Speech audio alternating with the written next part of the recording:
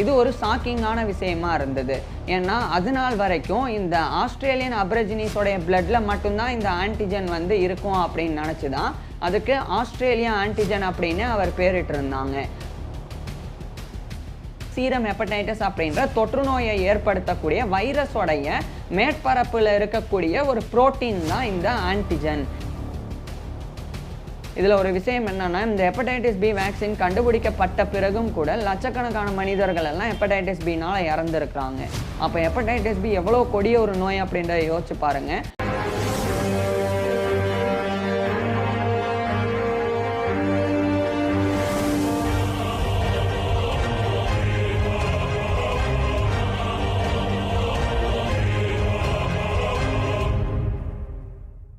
Hepatitis B vaccine எப்படி யாரால கண்டுபிடிக்கப்பட்டதுன்றதை பார்க்கலாம். கடந்த காலங்களில் ஹெப்படைட்டிஸ் பின்ற இன்ஃபெக்ஷியஸ் டிசீஸ்னால உலகத்தில் வாழ்ந்து வந்த மில்லியன் கணக்கான மனிதர்கள் ஒவ்வொரு ஆண்டும் பாதிக்கப்பட்டாங்க. லட்சக்கணக்கான மனிதர்கள் இறந்தும் போனாங்க. இவ்வளோ பாதிப்புகளையும் உயிரிழப்புகளையும் ஏற்படுத்தக்கூடிய ஹெப்படைட்டிஸ் பி அந்த காலத்திலெல்லாம் பிளட் டிரான்ஸ்ஃபியூஷன்ஸ் மூலமாக தான் அதிகமாக பரவி வந்தது. இதனாலேயே ஹெப்படைட்டிஸ் பி சீரம் ஹெப்படைட்டிஸ் அப்படின்னும் அறியப்பட ஆரம்பிச்சிருந்தது. ஆனால் இந்த சீரம் ஹெப்படைட்டிஸ் எப்படி ஏற்படுது, அதுக்குண்டான காரணம் என்னன்ற புரிதல் அந்த காலகட்டத்தில் இல்லாமல் இருந்தது. இந்த நிலையில தான் 1963ஆம் ஆண்டு பாரூக் சாமுவேல் பிளம்பர்க் அப்படின்ற அமெரிக்காவை சேர்ந்த ஒரு மருத்துவர் மற்றும் மரபியல் நிபுணர் நிறைய மனித இன குழுக்களினுடைய பிளட் சாம்பிள்ஸை கலெக்ட் பண்ணி ரிசர்ச் பண்ணி வந்தாங்க. அப்போ அவர் ஒரு ஆஸ்திரேலியன் அபரிஜினியோடைய, அதாவது ஆஸ்திரேலியாவை சேர்ந்த ஒரு பழங்குடியின மனிதருடைய பிளட்ல புதுசாக ஒரு ஆன்டிஜனை கண்டறிஞ்சாங்க. அந்த ஆன்டிஜன் ஆனது ஆஸ்திரேலியன் அபரிஜினிஸோடைய பிளட்ல மட்டும்தான் இருக்கும் அப்படின்னு அவர் கருதினாங்க. அதன் காரணமாக பாரூக் சாமுவேல் பிளம்பர்க் அந்த ஆன்டிஜனுக்கு ஆஸ்திரேலியா ஆன்டிஜன் அப்படின்னு பேரிட்டாங்க. அதுக்கப்புறமா தொடர்ந்து நிறைய மனித இனக்குழுக்களினுடைய பிளட் சாம்பிள்ஸை கலெக்ட் பண்ணி அவர் ரிசர்ச் பண்ணி வந்தாங்க. அப்போ தான் 1965ஆம் ஆண்டு இந்த ஆஸ்திரேலியா ஆன்டிஜன் ஆனது ஆஸ்திரேலியன் அபரிஜினிஸோடைய பிளட்ல மட்டும் இல்லாமல் மற்ற மனிதர்களினுடைய பிளட்லையும் இருக்குது அப்படின்றத அந்த பாரூக் சாமுவேல் பிளம்பர்க் வந்து கண்டறிஞ்சாங்க. இது ஒரு ஷாக்கிங்கான விஷயமா இருந்தது.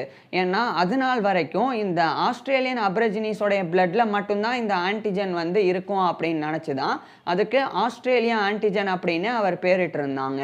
ஆனால் அப்படி இருக்கும்போது அது ஆஸ்திரேலியன் அபரிஜினிஸோடைய பிளட்ல மட்டும் இல்லாமல் மற்ற மனிதர்களினுடைய பிளட்லையும் இருக்குது அப்படின்றதே ஒரு பெரிய ஒரு அதிர்ச்சியான ஒரு விஷயமா இருந்தது. அதாவது ஆஸ்திரேலியாவுடைய பழங்குடியின மனிதர்களினுடைய பிளட்ல மட்டும் இல்லாமல் உலகத்தில் வாழக்கூடிய பல நாடுகளில் இருக்கக்கூடிய பல மனிதர்களினுடைய பிளட்ல கூட இந்த ஆன்டிஜன் இருக்குது அப்படின்றது அவருக்கு தெரிய வந்தது. ஸோ அதனால அப்போ இந்த புதிய வகையான இந்த ஆஸ்திரேலியா ஆன்டிஜன் இது வந்து யார் யாரோடைய பிளட்லலாம் இருக்கோ அத்தனை நபர்களுக்கு இடையில் இருக்கக்கூடிய ஏதாவது ஒரு ஒற்றுமை இருக்குது அப்படின்னு சொல்லி அவர் கண்டறியணும் அப்படின்னு நினச்சாங்க. ஏன்னா ஆஸ்திரேலியன் அபரிஜினிஸோடைய பிளட்லையும் இருக்குது, அதே சமயம் மற்ற மனிதர்களினுடைய பிளட்லையும் இந்த ஆஸ்திரேலியா ஆன்டிஜன் இருக்குது அப்படின்னா அப்போ இந்த ஆஸ்திரேலியா ஆன்டிஜன் உள்ள அந்த மனிதர்களுக்குள்ள ஏதாவது ஒரு ஒற்றுமை இருக்கா அப்படின்னு சொல்லி இவர் வந்து ஆய்வு செஞ்சாங்க. அப்போ தான் அந்த 1965ஆம் ஆண்டு இந்த ஆஸ்திரேலியா ஆன்டிஜன் யார் யாரோடைய பிளட்லலாம் இருக்கோ அந்த அத்தனை மனிதர்களுக்குமே வந்து ஹெப்படைட்டிஸ் பி அப்படின்ற தொற்றுநோய் பாதிப்பு இருக்குது அப்படின்றத அவர் வந்து கண்டறிஞ்சாங்க. ஸோ அதுக்கப்புறம் தான் இவர் வந்து உணர்ந்தாங்க. அப்போ ஹெப்படைட்டிஸ் பி, அதாவது சீரம் ஹெப்படைட்டிஸ் அப்படின்ற தொற்றுநோயை ஏற்படுத்தக்கூடிய வைரஸோடைய மேற்பரப்பில் இருக்கக்கூடிய ஒரு புரோட்டீன் தான் இந்த ஆன்டிஜன். ஸோ அதனை தான் வந்து தவிர ஆஸ்திரேலியா ஆன்டிஜன் அப்படின்னு பேரிட்டோம் அப்படின்னு சொல்லி அப்போ தான் பாரூக் சாமுவேல் பிளம்பர்க்கு அது புரிய வந்தது. அதுக்கப்புறமா அதை பற்றி அவர் தொடர்ந்து ஆராய்ச்சி பண்ணி ஹெப்படைட்டிஸ் பியை ஏற்படுத்தக்கூடியது ஒரு வைரஸ், அந்த ஹெப்படைட்டிஸ் பியை ஏற்படுத்தக்கூடிய ஹெப்படைட்டிஸ் பி வைரஸ் அதனுடைய சர்ஃபேஸில் தான் இந்த ஆன்டிஜன் இருக்குது அப்படின்றத அவர் வந்து கண்டறிஞ்சு சொன்னாங்க. ஸோ அதுக்கப்புறமா இது 1968ஆம் ஆண்டு அந்த ஒரு ஆன்டிஜன் வந்து உண்மையிலேயே ஹெப்படைட்டிஸ் பி வைரஸோடைய மேற்பரப்பில் தான் இருக்கா அப்படின்றத உறுதிப்படுத்துறதுக்காக எலக்ட்ரான் மைக்ரோஸ்கோப்பை பயன்படுத்தி ஆல்ஃப்ரெட் பிரின்ஸ் அப்படின்ற அமெரிக்காவை சேர்ந்த ஒரு வைராலஜிஸ்ட் வந்து ரிசர்ச் பண்ணாங்க.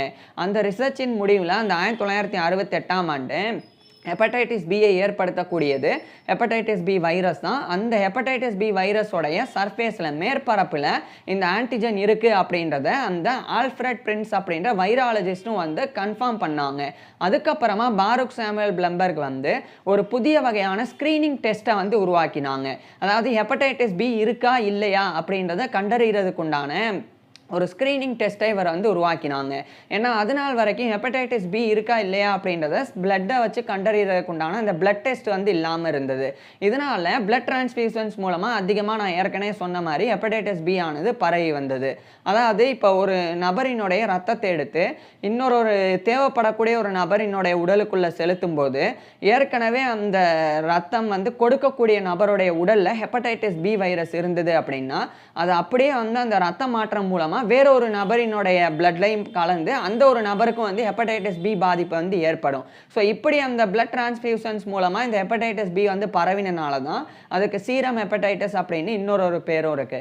ஸோ இந்த மாதிரியான பரவல்களை தடுக்கிறதுக்கு ஹெப்படைட்டிஸ் பி வந்து இருக்கா இல்லையா அப்படின்னு தெரிஞ்சுக்கணும், பிளட்ல இருக்கா இல்லையான்னு தெரிஞ்சுக்கணும். அப்படி தெரிஞ்சுக்கிட்டா போதும் அந்த ஹெப்படைட்டிஸ் பியினுடைய பரவலை வந்து தடுத்துடலாம். ஸோ அதுக்காக தான் இவர் வந்து அந்த பாருக் சாமுவேல் பிளம்பர்க் வந்து அவருடைய டீமோட சேர்ந்து ஒரு முக்கியமான ஒரு ஸ்க்ரீனிங் டெஸ்ட்டை வந்து உருவாக்கினாங்க. அந்த டெஸ்ட்டு தான் வந்து இந்த பிளட்டில் இந்த ஆஸ்திரேலியா ஆன்டிஜன் இருக்கா இல்லையா அப்படின்றது கண்டறியறதுக்கு உண்டான டெஸ்ட்டு. ஸோ அப்படி டெஸ்ட் பண்ணுறதன் மூலமாக இந்த ஆஸ்திரேலியா ஆன்டிஜன் இருந்தது அப்படின்னா அப்போ அந்த நபருக்கு ஹெப்படைட்டிஸ் பி இருக்குது அப்படின்னு அர்த்தம். ஒருவேளை இந்த ஆஸ்திரேலியா ஆன்டிஜன் இல்லை அப்படின்னா அப்போ அந்த நபருக்கு வந்து ஹெப்படைட்டிஸ் பி இல்லை அப்படின்னு அர்த்தம். ஸோ இப்படி உறுதி பண்ணிடலாம் அப்படின்னா அப்படி ஒரு ஸ்க்ரீனிங் டெஸ்ட்டை அந்த பாருக் சாமுவேல் பிளம்பர்க் வந்து உருவாக்கினாங்க. ஸோ அந்த ஆஸ்திரேலியா ஆன்டிஜன் அதுக்கு வந்து அதுக்கப்புறம் வந்து HBsAg அப்படின்னு பெயரிடப்பட்டது. அதாவது ஹெப்படைட்டிஸ் பி சர்ஃபேஸ் ஆன்டிஜன் அப்படின்னு அதுக்கு பெயரிடப்பட்டது அந்த ஆஸ்திரேலியா ஆன்டிஜனுக்கு. ஸோ அந்த HBsAg அப்படின்ற ஆன்டிஜன் இருந்தது அப்படின்னா ஹெப்படைட்டிஸ் பி இருக்குது, இல்லைன்னா ஹெப்படைட்டிஸ் பி இல்லை. ஸோ அப்படி வந்து அந்த ஸ்க்ரீனிங் டெஸ்ட்டை பயன்படுத்திய பிளட் டிரான்ஸ்ஃபியூஷன் பண்ணுறதுக்கு முன்னாடி ரத்தம் கொடுக்கக்கூடிய நபரினுடைய பிளட்டில் இந்த ஆன்டிஜன் இல்லை அப்படின்னா மட்டும் பிளட் எடுத்து வேற ஒரு நபருக்கு கொடுக்கலாம். ஸோ அதன் மூலமாக இந்த ரத்த மாற்றம் அதாவது பிளட் டிரான்ஸ்ஃபியூஷன் வந்து ரொம்ப சேஃப் ஆயிரும் அப்படின்றதுக்காக பாருக் சாமுவேல் பிளம்பர்க் இதை பண்ணாங்க. அதுக்கப்புறம் இதோட இவர் நிறுத்தாமல் இந்த ஹெப்படைட்டிஸ் பியை தடுக்கிறதுக்கு உண்டான வேக்சின் கண்டுபிடிக்கணும், அதாவது தடுப்பூசி கண்டுபிடிக்கணும் அப்படின்ற முயற்சியிலையும் பாருக் சாமுவேல் பிளம்பர்க் ஈடுபட தொடங்கினாங்க. அப்போ அவர் கூட சேர்ந்து எர்விங் மில்மன் அப்படின்ற அமெரிக்காவை சேர்ந்த ஒரு வைராலஜிஸ்ட்டும் வந்து இணைஞ்சாங்க. ஸோ அந்த ரெண்டு பேரும் பாருக் சாமுவேல் பிளம்பர்க் அதே மாதிரி எர்விங் மில்மன் இவங்க ரெண்டு பேரும் இணைஞ்சு இந்த ஹெப்படைட்டிஸ் பி வேக்சின் கண்டுபிடிக்கக்கூடிய முயற்சியில் ஈடுபட தொடங்கினாங்க. அவங்க ஃபஸ்ட்டு இந்த ஹெப்படைட்டிஸ் பியை ஏற்படுத்தக்கூடிய ஹெப்படைட்டிஸ் பி வைரஸோடைய சர்ஃபேஸில் இருக்கக்கூடிய இந்த HBsAg ஆன்டிஜன் அதை வந்து அந்த ஹெப்படைட்டிஸ் பினால் பாதிக்கப்பட்ட மனிதர்களினுடைய பிளட் சாம்பிள்ஸ்லேருந்து ஐசோலேட் பண்ணணும் அப்படின்னு நினச்சாங்க. ஸோ அவங்க நினச்சபடி அந்த ஹெப்படைட்டிஸ் பினால் பாதிக்கப்பட்ட மனிதர்களினுடைய பிளட்ல இருந்து அந்த ஆன்டிஜனை வந்து தனியாக பிரித்து எடுத்தாங்க. பிரித்து எடுத்துட்டு அந்த ஆன்டிஜனை வந்து இவங்க ரெண்டு பேரும் வந்து இன்ஆக்டிவேட் ஆக்கினாங்க. அதாவது அதை செயலிழக்க வச்சாங்க. செயலிழக்க வச்சுட்டு அந்த ஆன்டிஜனோட அஜ்வாண்ட் அப்படின்ற சப்ஸ்டன்ஸை வந்து கலந்து அதை ஒரு வேக்சினாக வந்து தயாரித்தாங்க. இந்த இப்படி ஒரு வேக்சின் தயாரிக்கிறதன் மூலமாக இப்போ இந்த இன்ஆக்டிவேட்டான ஆன்டிஜன் ப்ளஸ் அந்த அஜ்வாண்ட் அப்படின்ற சப்ஸ்டன்ஸ் இது இரண்டுமே இணைஞ்சு ஒரு தடுப்பு மருந்தாக உருவாகியிருக்கு. இப்போ இந்த மருந்தை வந்து ஒரு மனிதனுடைய உடலுக்குள்ளே செலுத்தினா அந்த மனிதனுடைய உடலுக்குள்ளே இந்த வேக்சின் போன உடனே அந்த ஆன்டிஜன் வந்து இன்ஆக்டிவேட்டாக இருக்கிறனால செயலிழந்து போய் இருக்கிறனால அந்த ஆன்டிஜனால் நோய் பாதிப்பை வந்து ஹெப்படைட்டிஸ் பி அப்படின்ற தொற்று பாதிப்பை ஏற்படுத்த முடியாது. ஆனால் அதே சமயம் அந்த வைரஸோடைய அந்த மேற்பரப்பு அந்த ஆன்டிஜன் வந்து இன்ஆக்டிவேட்டாக இருந்தாலும் அந்த ஆன்டிஜனோட இணைஞ்சு அஜ்வாண்ட் அப்படின்ற சப்ஸ்டன்ஸ் இருக்கிறனால அந்த சப்ஸ்டன்ஸ் வந்து அந்த மனிதனுடைய இம்யூன் சிஸ்டத்தை வந்து ஸ்டிமுலேட் பண்ணும், தூண்டும். அப்படி தூண்டுறதன் மூலமாக இம்யூன் சிஸ்டம் வந்து ஆன்டிபாடிஸை உற்பத்தி செஞ்சு அந்த ஆன்டிஜன் அந்த இன்ஆக்டிவேட்டாக இருக்கக்கூடிய ஹெப்படைட்டிஸ் பி வைரஸோடைய மேற்பரப்பில் இருக்கிற ஆன்டிஜனை வந்து ஆன்டிபாடிஸ் கொண்டு அழிச்சிரும். அழிக்கிறது மட்டும் இல்லாமல் அதனுடைய பேட்டர்ன்ஸையும் இம்யூன் சிஸ்டம் வந்து தெரிஞ்சு வச்சுக்கும். அதுக்கப்புறம் உண்மையிலேயே ஹெப்படைட்டிஸ் பி வைரஸ் வந்து அந்த மனிதனுடைய உடலுக்குள்ளே நுழையும் போது ஏற்கனவே இன்ஆக்டிவேட்டாக இருந்த அந்த வைரஸோடைய மேற்பரப்பான ஆன்டிஜன் அதை வந்து ஏற்கனவே அந்த மனிதனுடைய இம்யூன் சிஸ்டம் வந்து ஆன்டிபாடிஸை உற்பத்தி செஞ்சு அழிச்சிருக்கிறனால அடுத்து ரியலாகவே ஹெப்படைட்டிஸ் பி வைரஸ் உள்ளே வந்தால் கூட அதை ஈஸியாக வந்து ரெகக்னைஸ் பண்ணி அதை எதிர்த்து போராட ஆரம்பிச்சிடும் நம்மளோட இம்யூன் சிஸ்டம். ஏன்னா அதுக்குண்டான ஆன்டிபாடிஸ் ஏற்கனவே அந்த மனிதனுடைய பிளட்டில் வந்து இருக்கும். ஸோ இப்பேற்பட்ட அந்த கான்செப்டில் தான் இவங்க 2 பேரும் வந்து வேக்சின் கண்டுபிடிக்கக்கூடிய அந்த ஒரு முயற்சியை வந்து தொடங்கினாங்க. அதுக்கப்புறம் 1969 அக்டோபர் மாதம் வந்து இன்ஸ்டிடியூட் ஃபார் கேன்சர் ரிசர்ச் அவங்க தரப்பிலிருந்து இதுக்குண்டான பேட்டன்ட்டுக்கு அப்ளை பண்ணுனாங்க. ஸோ அந்த இன்ஸ்டிடியூட் ஃபார் கேன்சர் ரிசர்ச் தரப்பு இன்ஸ்டிடியூட் ஆஃப் கேன்சர் ரிசர்ச் வந்து இந்த பாருக் சாமுவல் பிளம்பர்க் அதே மாதிரி எர்விங் மில்மன் இவங்க 2 பேருடைய சார்பாக தான் பேட்டன் வந்து அப்ளை பண்ணாங்க.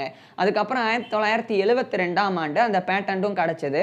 அதுக்கப்புறம் இப்படியே வந்து இந்த வேக்சின்ஸ் எல்லாம் கண்டுபிடிக்கலாம் அப்படின்னு சொல்லி தொடர்ந்து இது மாதிரியே வேக்சின்ஸை வந்து உருவாக்கினாங்க. அதாவது ஹெப்படைட்டிஸ் பினால் பாதிக்கப்பட்டவங்களினுடைய பிளட் சாம்பிள்ஸில் இருந்து அந்த ஆன்டிஜனை எடுத்து அதை இன்ஆக்டிவேட் ஆக்கி அதனோட அஜ்வாண்ட் அப்படின்ற சப்ஸ்டன்ஸை சேர்த்து அதை வந்து தடுப்பூசியாக உருவாக்கி மற்ற மனிதர்களுக்கு பயன்படுத்துறது. ஸோ இந்த முறையை வந்து பின்பற்றினாங்க.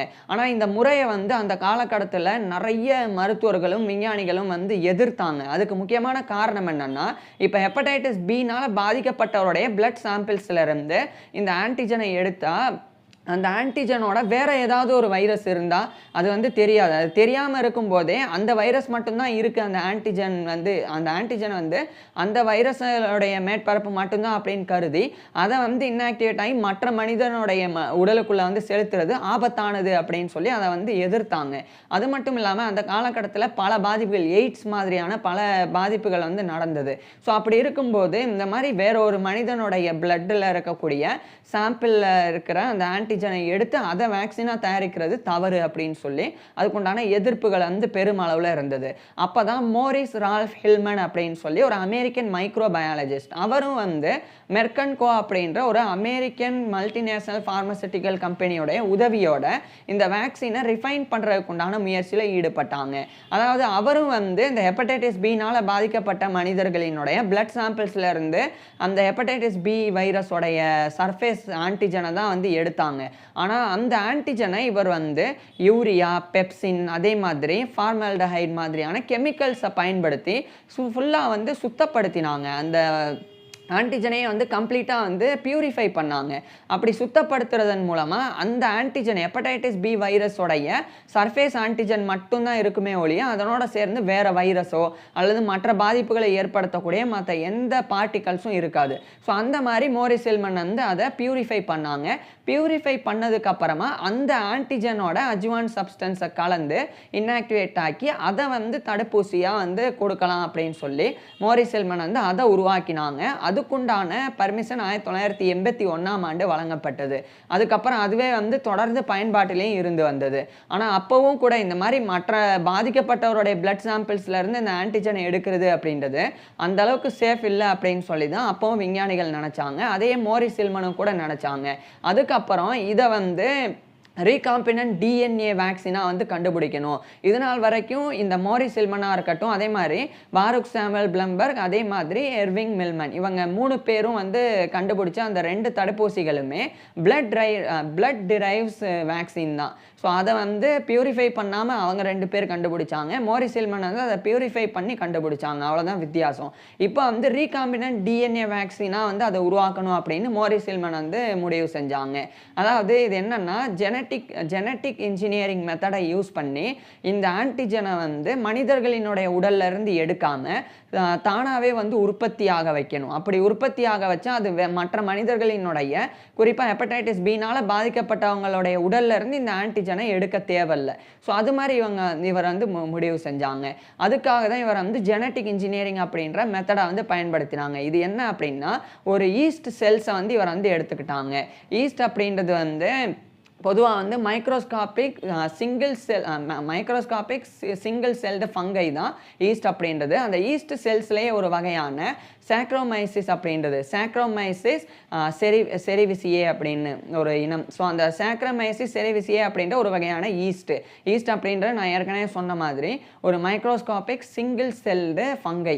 ஸோ அப்படி ஒரு ஈஸ்ட்டை வந்து இவர் எடுத்துக்கிட்டாங்க. அந்த ஈஸ்ட்டை வந்து ஒரு பயாலஜிக்கல் ஃபேக்ட்ரி மாதிரி பண்ணாங்க. அதாவது அந்த ஈஸ்ட்டில் போய் இந்த ஹெப்படைட்டிஸ் பி வைரஸோடைய மேற்பரப்பில் அந்த ஆன்டிஜனை உருவாக்கக்கூடிய ஜீன், அந்த மரபணு, அதை வந்து சொருகிறது, இன்சர்ட் பண்ணுறது, அந்த ஈஸ்ட்டில் வந்து சொருகிறது. இப்படி அந்த ஈஸ்ட் அப்படின்ற அந்த ஒரு மைக்ரோ ஆர்கானிசம், அந்த நுண்ணுயிர் மேலே இந்த ஒரு ஜீனை வந்து வச்சுட்டா என்ன ஆகும்னா, அந்த ஜீன்ல இருந்து ஆன்டிஜன் ஆனது உற்பத்தி ஆக ஆரம்பிக்கும். அதை வந்து ஈஸ்டே வந்து உற்பத்தி செய்யும். அதாவது ஹெப்படைட்டிஸ் பினால் பாதிக்கப்பட்ட மனிதர்களினுடைய பிளட்டில் இருக்கக்கூடிய ஆன்டிஜனை எடுக்கிறனால மற்ற பாதிப்புகள் வர வாய்ப்பு இருக்குது அப்படின்றதுக்காக ஈஸ்டில் இருந்து அந்த அந்த ஆன்டிஜனை உற்பத்தி செய்யக்கூடிய ஜீனை வந்து சொருகி அதன் மூலமாக அந்த ஈஸ்ட் வந்து அந்த ஜீனை பயன்படுத்தி அந்த ஆன்டிஜனை ஹெப்படைட்டிஸ் பி வைரஸோடைய மேற்பரப்பில் இருக்கக்கூடிய ஆன்டிஜனை வந்து உற்பத்தி செய்யும் தானாகவே. ஸோ அப்படி லேபரட்டரி ரிசர்ச் மூலமாக அந்த ஒரு மெத்தட் மூலமாக உற்பத்தி செய்கிற மாதிரி மோரிஸ் ஹில்மன் வந்து கொண்டு வந்தாங்க. ஸோ இதன் மூலமாக இது ரொம்ப சேஃபாக இருக்கும். ஏன்னா ஹெப்படைட்டிஸ் பினால் பாதிக்கப்பட்ட மனிதனுடைய பிளட் சாம்பிள்ஸில் நிறைய பார்ட்டிகல்ஸ் இருக்க வாய்ப்பு இருக்குது. ஆன்டிஜனோட சேர்த்து நிறைய மற்ற நோயை ஏற்படுத்தக்கூடிய பார்ட்டிகல்ஸ் இருக்கிறதுக்கும் வாய்ப்பு இருக்குது. ஆனால் அதே சமயம் இந்த மாதிரி ஒரு ஈஸ்டில் அந்த ஹெப்படைட்டிஸ் பி வைரஸோடைய சர்ஃபேஸ் ஆன்டிஜனை வந்து உற்பத்தி செய்கிறதுக்கு உண்டான ஜீனை மட்டும் வந்து இன்சர்ட் பண்ணிட்டா போதும்.